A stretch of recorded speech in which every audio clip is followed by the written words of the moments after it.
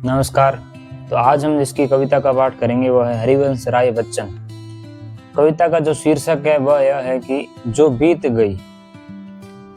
तो कविता के बोल ऐसे हैं कि जो बीत गई सो बात गई, जीवन में एक सितारा था, माना वह बेहद प्यारा था। वह डूब गया तो डूब गया, अंबर के आनन को देखो, कितने इसके तारे टूटे, कितने इसके प्यारे छूटे। जो छूट गए फिर कहाँ मिले, पर बोलो टूटे तारों पर। कब अंबर शोक मनाता है, जो बीत गई सो बात गई।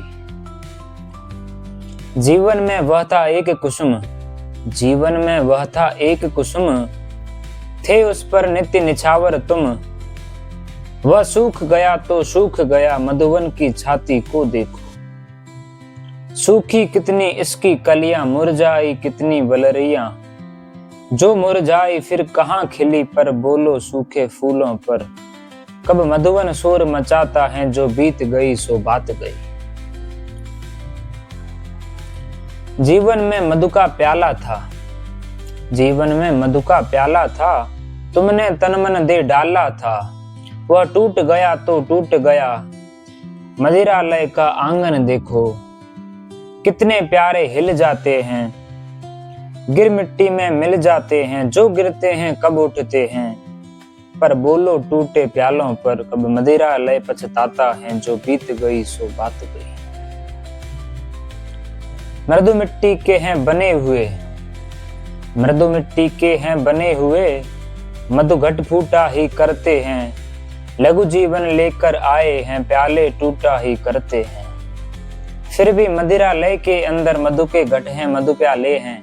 जो मादकता के मारे हैं, वे मधु लुटा ही करते हैं। वह कच्चा पीने वाला है, जिसकी ममता घट प्यालों पर।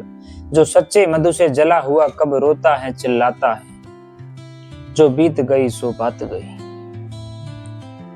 हरिवंश राय बच्चन की जो पुस्तक है मेरी श्रेष्ठ कविताएं, उसके पृष्ठ संख्या 135 से कविता ली गई है। अगर इस कविता का कुछ अर्थ करना चाहें तो जो बीत गई सो बात गई, अर्थात जीवन में जो बीत चुका है उस पर पछताना क्यों, क्योंकि वो करने वाले हम खुद ही थे, स्वयं ही थे। और कई बार ऐसा होता है कि हम कोई एक कृत्य करते हैं, उसके बाद पछताते हैं, उसके बाद फिर वही कृत्य दोहराते हैं।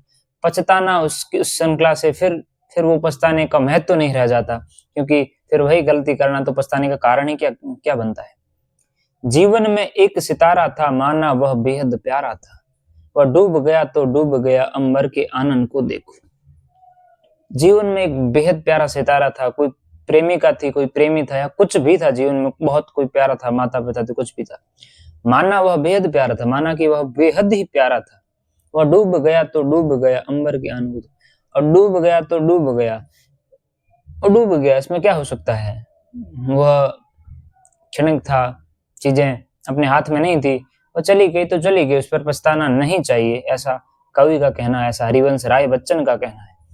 कितने इसके तारे टूटे, कितने इसके प्यारे छूटे। जो छूट गए फिर कहाँ मिले, पर बोलो टूटे तारों पर। कब अंबर शोक मनाता है, जो बीत गई सो बात गई।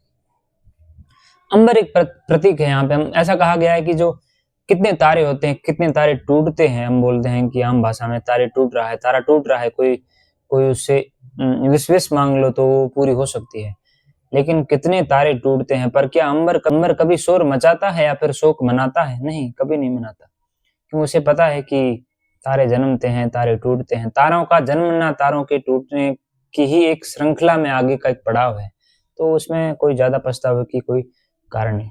अब आप ऐसा सोचोगे कि अंबर कैसे सोचता है, अंबर सोचता ही नहीं है, तो कभी यहाँ अंबर एक प्रतीक के रूप में ले रहा है। इसका अर्थ कुछ भी हो सकता है। अपने अपने जीवन से हम अगर इसको जोड़ने की कोशिश करें, इसका अर्थ कुछ भी हो सकता है।